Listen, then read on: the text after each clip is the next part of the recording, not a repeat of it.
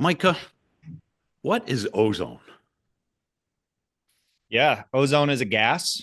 So it's O3. It's very similar to oxygen in terms of its chemical makeup, oxygen being O2, but it's very different in its properties. So now all of a sudden you have three oxygen atoms that are connected into a molecule and it's very unstable. And ozone has a lot of uses that it can be applied in, all the way from agriculture to medical application to water purification. So it has a lot of different ways that it can be used, even though it's just that O3 molecule. The O3 molecule is a powerful oxidant. O2 is an oxidant. O2 is what fuels combustion. So if you light a match, you're using the O2 to oxidize the sulfur in the match head. But O3 is an even more powerful oxidant because that third oxygen atom is so unstable. It's looking for electrons. So I'm thinking all of these applications must have this powerful oxidation property in mind. It's a very powerful oxidant, much more powerful than chlorine or something like that. But the what it's doing is it's actually going in and destroying microbes or things of that nature. So that extra oxygen atom is oxidizing the shell around those microbes and breaking them down and effectively killing them. So it's a purification agent. So in the context of like agriculture, they'll use it as a pesticide, kill off microbes, bugs that are there. Even wine, they'll use it in winemaking for as a purification process. The pools in the Olympics for the Sydney Olympics, I think it was 2000 or 2004, all of those were using ozone. So they didn't use all the additional chemicals that are typically used in water purification and frankly are pretty much unnecessary as long as you have enough ozone in there. And the cool thing about that is once the ozone does its work of oxidation, killing the microbes and the things that you don't want in the water, it just reverts back into oxygen. So it's this totally safe molecule to use. And it's really cool because now you don't need to use all these chemicals in it. So myself, for instance, I have a hot tub. I've never used a chemical in it outside of ozone. So I just have this giant ozone generator with this huge reactor. I put it in there and it kills off all the things that I want it to. So it's like crystal clear water. You still need some sort of filtration mechanism for sediment, but it does an excellent job at purifying. Okay, so ozone is highly unstable, which is part of what makes it a powerful oxidant. You can't just put ozone in a bottle and ship it because by the time it arrives at the customer, it wouldn't be ozone anymore. It would already revert to O2. And that's why your devices generate the ozone on site. Yeah. So whether you're using it in a medical application or as a purification application, you do need to generate it there. And there's different types of generators. So there's ones for air purification where they essentially have these hot plates that are putting off an electrical frequency. And then it's just blowing room air by those and pumping it into the air. That's used in like mold remediation. Car dealerships use it to get rid of the smoke smell inside of cars and things of that nature. And then you have ozone generators that would be used in like what you guys are doing with the ice baths, where it's a little reactor and it's taking some of the room air or the ambient air, I should say, and pushing it through that reactor, putting a small amount into the water, and that's how it's purifying it. But you do need to make it on site, whether that's in a medical application, air purification, water purification. There's really no way to bottle it and send it because it's just unstable. And we want it to be unstable. But you have products at SimplyO3 that are biological applications of ozone to promote health. And one of those is an ozonated oil that you put on the skin. How do you keep the ozone stable in the oil? Yeah. So, my experience is largely more in the biological side of ozone, so more in the health and wellness space where people are using it for applications such as IV even. So they'll take out some blood, put it into the blood, and then back into the body. But in the context of ozone oil, so that is the one time that it stabilizes it. You can actually infuse ozone gas into an oil. However, it's no longer ozone. It creates peroxides within the oil. So essentially, it binds to the carbon chain of the oil, creating a peroxide. And now that's a stabilized form of ozone, even though it's not ozone. We call it ozone oil, should be called peroxide oil, but it still has a lot of oxidative properties to it that we want for skin infections and things of that nature. And so that is stable approximately 2 years at room temperature, depending on how long it's been ozonated for, so how strong it is, and some different variables like what was the temperature of the oil while you ozonated it. All those things make a difference. Okay, so the ozone modifies the oil, and the oil is stable for much longer than the ozone. You can then put the ozonated oil on your skin. And you mentioned treating infections. What are some of the other things that you would treat with ozonated oil, or some of the other benefits that you would get? I mean, I wouldn't gloss over wound care. I mean, it should be, in my opinion, in every wound care clinic in the country. I was just looking at a systematic review maybe 6 weeks ago. I can't remember exactly, but looking at between 7 and 9 clinical trials. I'm sorry, my memory retention on just looking at these things isn't perfect. So 7 to 9 clinical trials, and it performed somewhere in the range of 60% over conventional treatment, meaning that you got more wound closure or total wound closure. And then the speed to healing was quite a bit faster. So I wouldn't gloss over that, because like just this one simple application of ozone oil is better than what is conventionally applied for wound treatment. So that really is the poster child in terms of indications for ozone oil. That's where it shines. There are other instances, but they're typically going to be oriented around infection-based issues. So, for example, people might have acne, but if that is due to, say, hormonal acne, it might help with the flare up a little bit, because it does stimulate growth factors such as like collagen and various things in the skin. It is an antiseptic, meaning that it is going into the skin and getting rid of some of the microbes that are there. But if it's a hormonal based acne, it's not going to treat the root issue, and it's not going to get rid of the acne. However, there have been documented cases, even case studies on this, where it's like a cystic acne that's due to microbes. And so it can work really well in those instances. But that would be the primary purpose. Some people use it for beauty oil. So there's this big influencer on Instagram. He has all the A-list celebrities on his Instagram. Everybody you can think of, like Paris Hilton, Kim Kardashian, etc. People that I even know, which is like, that's saying something. But anyway, he does this ultrasound treatment on their skin to do this to make their skin look nice, and he uses it after every application because it diminishes some of the irritation from the application that he does and reduces the speed to healing time. So you essentially get twofold action out of it: speed to healing and cut of infection. But that, primarily it's just used in wound care, infections, and things of that nature. But you can use it in beauty applications and even eczema and rosacea to a degree. While it's not going to address the issue that's underlying those, it can help with the flare-ups. It sounds like there are two modes of action for ozone on the skin. There's the antiseptic properties. It would be antibacterial, antiviral, keep the wound clean. But I think you also mentioned stimulation of growth factors, production of new collagen, and there might be some immune system boost from what I've read. Is there a second mechanism besides just the antiseptic properties? Yeah, so the growth factor stimulation. So, like you said, it's doing two things: it's killing bugs and it's helping it to heal faster. So, there is research on all of this that people can go into if they're interested. But essentially, you do see a boost in growth factors. So, the reparation of the skin and the process is there. And then the antiseptic actually is a twofold action as well, because it is in and of itself, being an oxidative oil, is an antiseptic, but it also stimulates hydrogen peroxide within the skin, which is part of our natural immune response. And that is also an antiseptic. So across the board, kind of with ozone therapy, what you're seeing is that it's a great stimulator of homeostasis. So meaning that it's not often doing the work, especially when you're doing it in an IV format, but it's getting your body to do the appropriate production that it needs to cause homeostasis or cause balancing and healing. Ozonating your own blood sounds like a scary proposition. From what you explained, you remove some of the blood, you mix it with ozone, and then you return it to the body.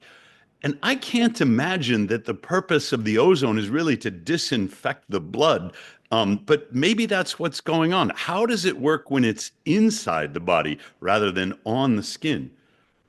Yeah, I mean, it might sound scary, I guess, if you go to Google and read what the FDA says about that. And if you're a lackey for the FDA, it's kind of intimidating sounding. But realistically, the people that are making action and on the ground and doing the things, there's over 40,000 estimated practitioners in the United States alone using this. Not all of them doing IV, but so there's a huge base of people using it worldwide. It's way, way more.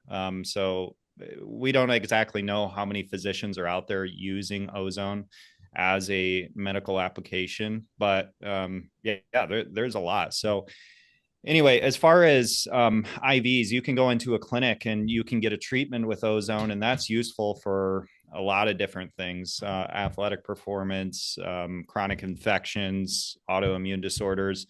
And there's research on all this that people can go into. But in the case of like why I got into it, my brother had cancer, and he was going through chemotherapy. So what we found though, through the research and also through application on him, is that is a really good adjunct to some of those treatments that are done. So a 70% increase in quality of life factors has been documented really, really well when ozone therapy is used along things like chemotherapy.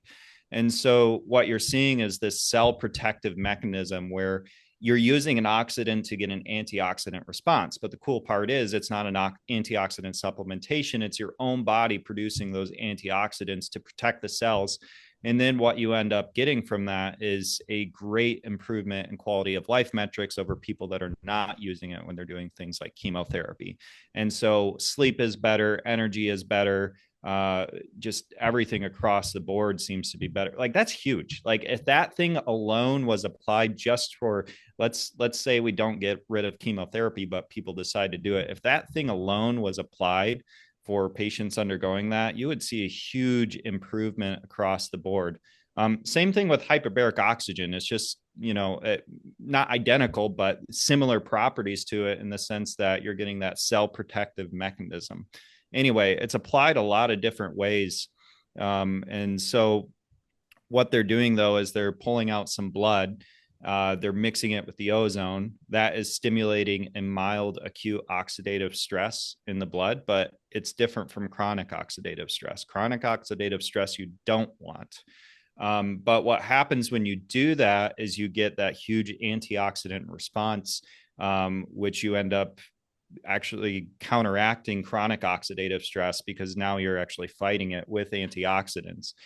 You also get an increase in anaerobic threshold. So that's why like professional athletes will use it. So, and this is benchmarked against VO2 max testing in semi-pro athletes in two different studies, one in Turkey and one in Italy. And these were, I don't know if they were considered professional or semi-professional soccer players, but anyway, people that are like They're physically really, yeah, they're really doing well.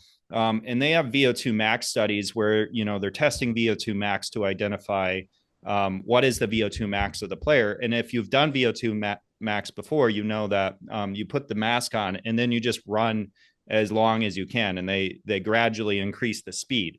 And so what they found with the control, so there was the control group and then there was the athletes doing ozone therapy. They increased their max running time by 20 minutes. And they had over a 20% increase in anaerobic threshold in their VO2 max. So you're getting incredible. It's crazy. It would take months to achieve a analogous improvement in your VO2 max through training alone. Yeah, well, this was, I think, I can't remember the exact weeks. It's on metaskill.com. You can read all these, but I think it was 8 weeks and 12 weeks or something like that. So the control group was doing the typical training. And the only difference with the other group is they were doing the typical training plus ozone therapy. Wow. So it was still over a few months, but the only difference was the ozone treatments being done. Did your brother have a chance to try ozone? Oh yeah. Yeah. It was How helpful did for he him. respond? Great. I mean, he was going through Johns Hopkins, so he was going through the conventional school of medicine, and that was just kind of the mindset that he was in, that I was in too. I wanted to become a physician. I really looked up to those guys. I always wanted to become a physician, potentially go and work on something like Mercy Ships. I thought would be really cool, which is this organization that just drops anchor in a bay somewhere off the coast of Africa and applies treatment to people. It's like, that'd be an adventure, right?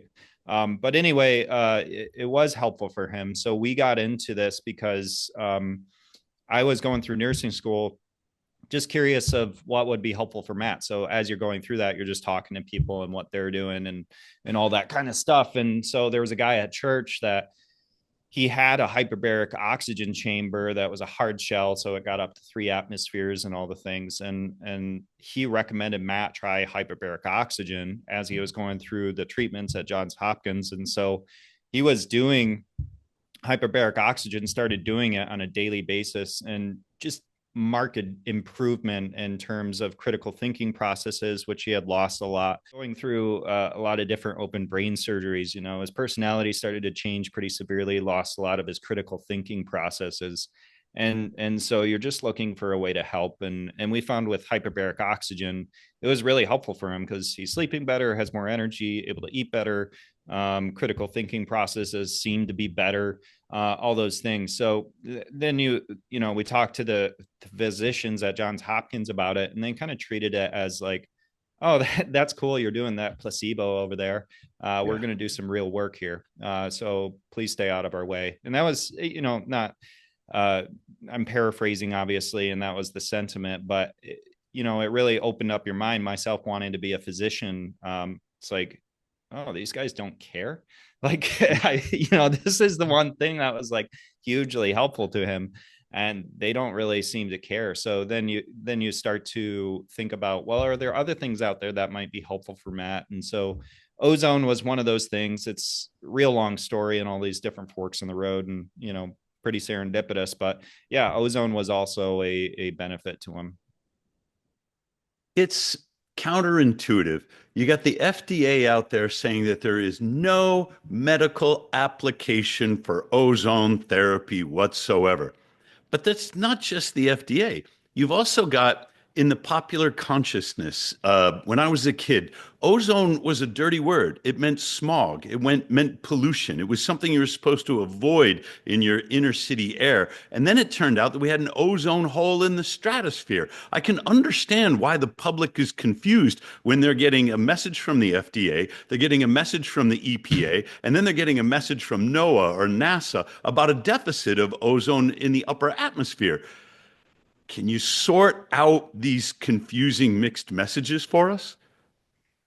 Yeah, sure. So, I mean, in terms of smog, that's where people are the most familiar with it, because it is in ground level pollution. So, ozone is a part of that mixture. There is one thing that you cannot do with, and by the way, our body naturally makes ozone. So, ozone molecules are floating around inside of you right I now. had no idea. I knew Yeah. that lightning makes ozone and that ozone, the word ozone was coined to mean the smell, like the gas that has a characteristic smell. People used to call it the smell of electricity. And because after the lightning strike or after the electric spark, we get that characteristic smell. But I didn't know it was in our body that because we make it naturally.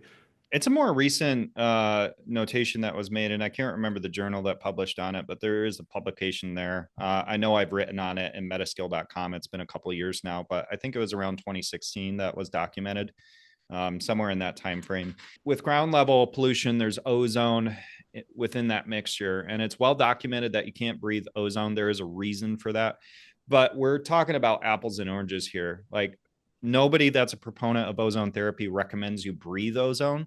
So that's number one.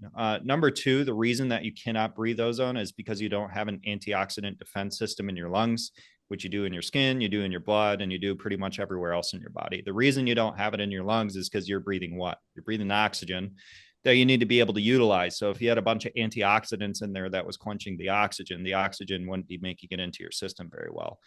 So you don't have that antioxidant buffering system in your lungs. You do pretty much everywhere else in your body. And the reason that's important is because when you put in something like ozone, rather than breaking down blood cells, it interacts with the antioxidants, and that where you get your beneficial effects. So people get concerned about the oxidation potential of ozone, but that's why you could safely use it in something like blood.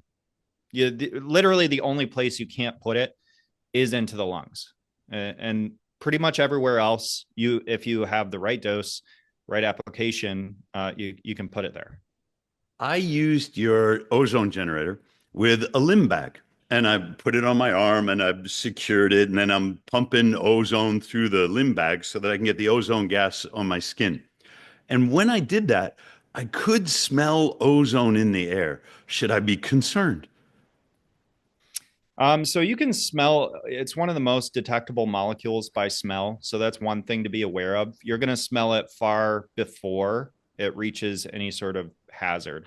So even OSHA has a safety limit, and you can smell it way, way, way before that safety limit. So I can't remember the exact safety limit that OSHA has, but you can be in it for 8 hours as long as it doesn't exceed some threshold. And so typically it's not exceeding that threshold. But yeah, you don't want to, it's more generally, you don't want to be breathing large amounts of it for long periods of time because it's going to oxidize and irritate the lungs. I've been around it for many, many years, have never, even as somebody who used to have asthma, never really had a problem from ozone. So that being said, everything that we provide is in a closed loop system so that, even the bag that you mentioned, you can set it up to where it goes into the bag, but then the rest coming out of the bag goes through what's called a metal destruct, and that's neutralizing the excess ozone, so you're not breathing it. You just don't want to breathe large amounts, really, and even if you do, it's generally not an issue. If you feel like you're coughing like a lot, then you can take some vitamin C, but you'll be fine after a day. But talk to your medical provider, disclaimer, all that. Have you ever smelled ozone in your Morosco ice bath? I have. Um, it, yeah, I've spelled ozone in there. So have I. And so it prompted me to buy a ozone detector to see what the ozone levels would be, like right above the water. When you smell ozone in your ice bath, you know the ozone has done its job. That is, it's got nothing more. There's no more organic material in the water for it to attack. And so it's escaping up into the air. So I bought this little detector. I'm like, okay, I'm going to set an alarm at the OSHA limit just to see, whether we ever cross this exposure limit. And I can barely get it to register. What you said about the nose being much better, a more sensitive detector for ozone gas than the instruments that we use to measure ozone gas is validated. But what I've done with my Morosco, where I can barely get a signal on my detector, even when I smell it. What I tell our customers is if you smell ozone, it's okay to turn your filter off. The filter has done its job and your disinfection is complete. What do you do if you smell ozone? Usually I jump in if I feel like because we are up in pretty cold temperatures. So sometimes in the winter, if you've had the lid on in between the lid and the water, there can be a decent amount, but I just leave it open for 30 seconds before getting in. There's been a couple times I've opened it, jumped in immediately, and it's like, there's probably a little bit more in here than I want at this moment. But again, you're smelling it and you're not sure what the actual amount in the air is. So just open it for 20, 30 seconds before getting in. Yep. You're good. You keep yours outdoors. Would you have any concerns for someone who keeps their Morosco indoors? No, Me either. no, it's too big of a space. I agree. The big advantage to using ozone in the ice bath is that you don't have to use chlorine. Chlorine is carcinogenic. Chlorine does not occur naturally. Ozone does occur naturally, and it's anti-carcinogenic, if that's even a word. So we use ozone not only because it's the most powerful oxidant, but because it's a natural oxidant. It's a less dangerous oxidant. But sometimes people get it in their head when they're used to the smell of chlorine from the public pool or the school pool or something, and they're told by the authorities, oh, that's fine. When they smell ozone, it's an unusual smell to them, and sometimes they get concerned. I haven't measured any reason for that concern, but you mentioned that if they're worried about, they would take some vitamin C. How does that work?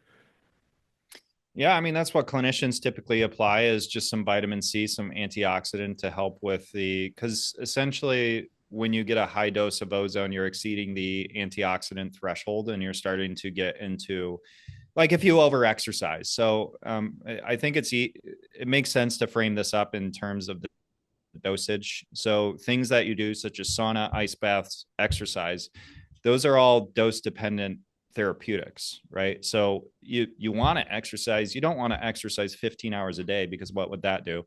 You'd start breaking Kill down your you. organs. Yeah, Right. exactly. And so the same thing can be applied to ice bath, sauna, and ozone.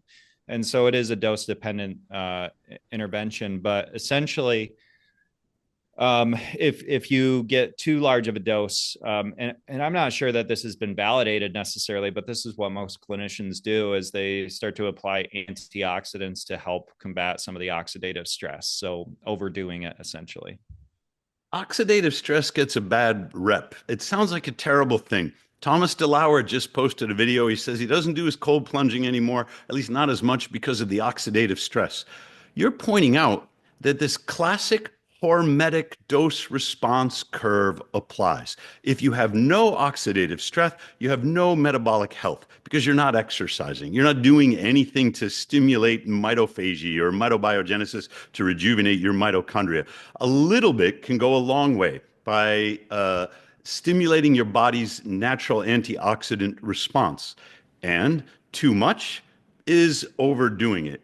It sounds like you're saying the same thing that we say about all hormetic stressors. Am I getting it wrong? Yeah, that's a principle of life. I mean, how do you learn? You have to dedicate your mind to or memorize. Like it's a stress that you put yourself to become more proficient in something. And so, even character growth for that matter, how do you gain character? You go through a trial, you go through something that's challenging, and you grow in character. And so, it's a principle of life that I think applies in many many areas, including our physiology. But yeah, I would say too, ice baths a few years ago were not as cool as they are now. So it was like when somebody was doing an ice bath, it was really cool. But now that That's how ice you got baths are, 100,000 likes on your ice bath videos yeah, because but it was now that novel. Yeah, now that ice baths are in, the cool thing to do is to be the counter narrative. Oh, those correct. suck. And Yeah. so that's going to start getting more and more attention as it becomes more of the norm as the counter narrative, because now it's a different view to listen to, whereas before it just wasn't there. But that's just going to be more and more normal that people have different takes, different perspectives, and those start to get some traction. But I don't think it's warranted. Like assuming a lot of people listen to this, do ice baths, think of your own experience. What has it done for you? If you feel like you're doing too much, then do less. If you feel like you're doing too little, then do more. Like just do what your body is telling you it seems appropriate, and listen to that's a pretty, as long as you're aware of what's going on with your body and you're actually thinking it through, that's a relatively good gauge that's severely underestimated. Micah, you mentioned that you've had asthma, and I've read that you resolved your asthma by doing cold water exposure. Will you tell us a little bit about that? Yeah, I mean, this is an anecdote, and I have no financial interest, so I can say whatever I want, which is great. But it essentially, and by the way, I've never even taken an affiliate fee or I've never had a dime from cold water therapy, and that's great. But essentially, I got into it not knowing that it would work with my asthma, so I had pretty, I don't know. I guess you could say moderate asthma, but sometimes I would get so tight chested that I would throw up. And so I would have those moments that it felt really severe. I just never did an inhaler. I just always felt like if I do an inhaler, that's just going to start down some sort of road that I don't want. And so I would rather condition myself just to live within this this sucky situation Yeah. but still like retain my autonomy, not being dependent on an inhaler.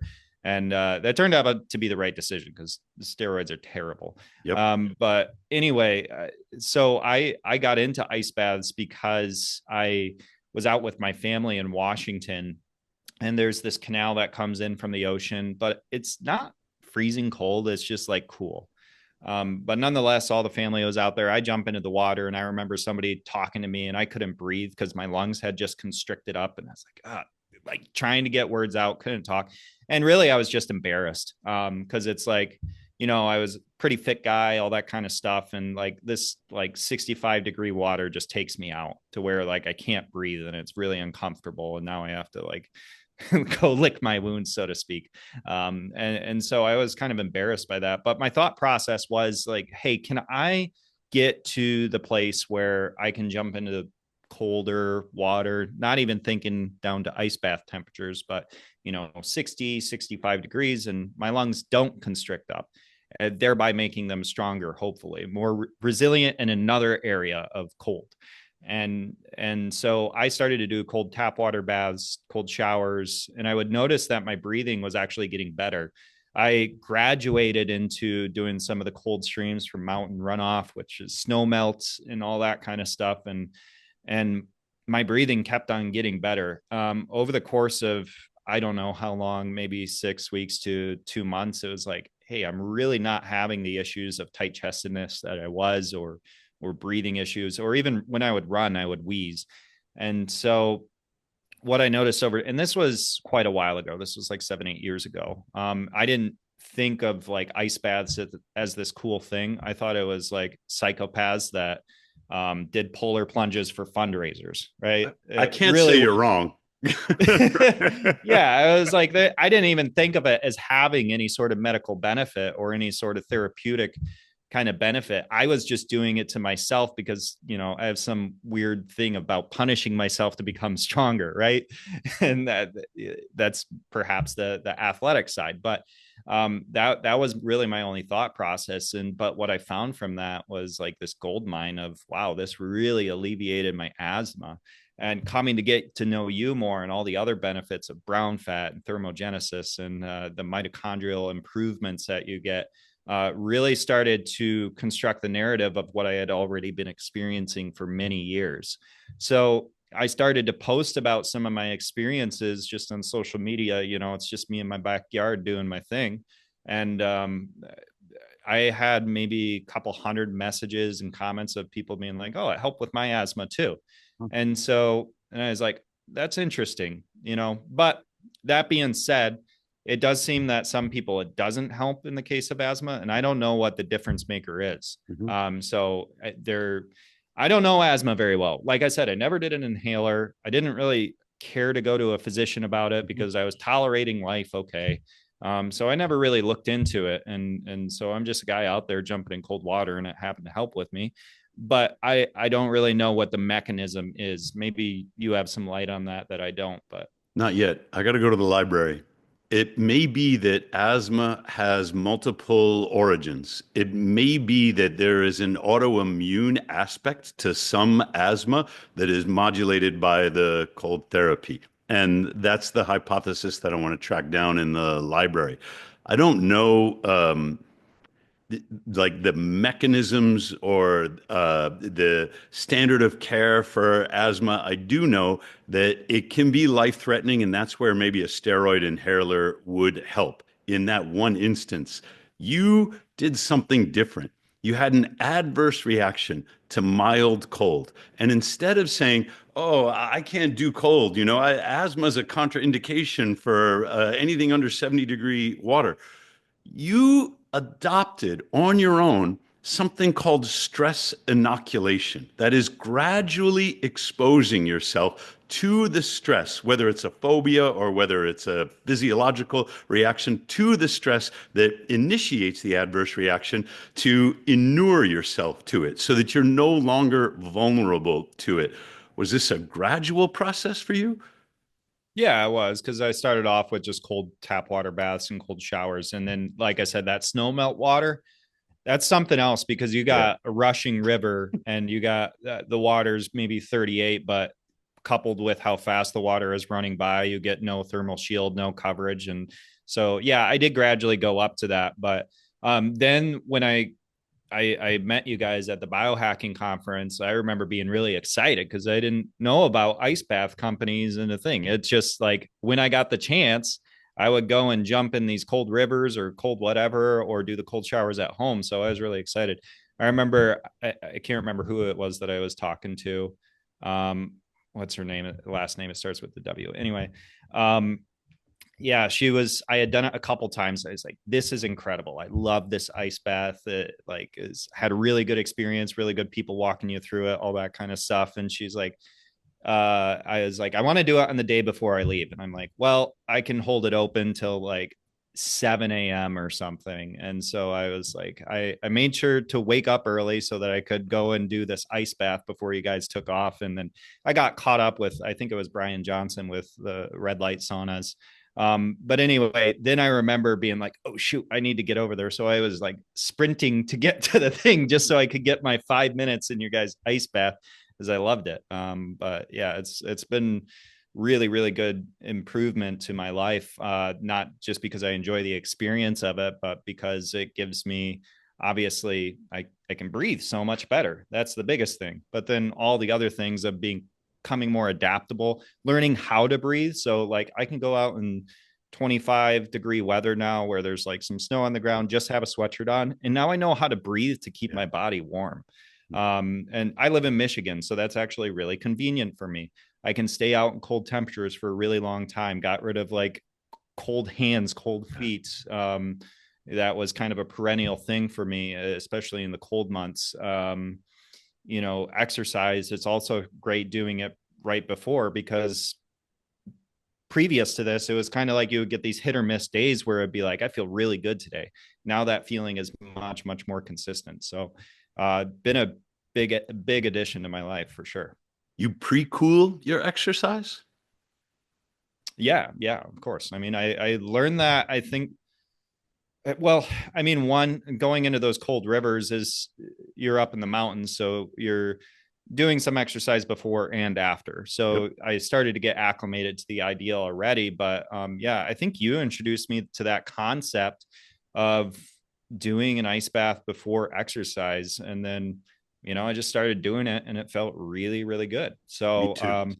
I would do a gradual warm up. I do some foundation training, but then I get into I enjoy heavy lifting. My joints feel better. And yeah, it seems like a great addition. I just feel really good when I do it. You're a dad.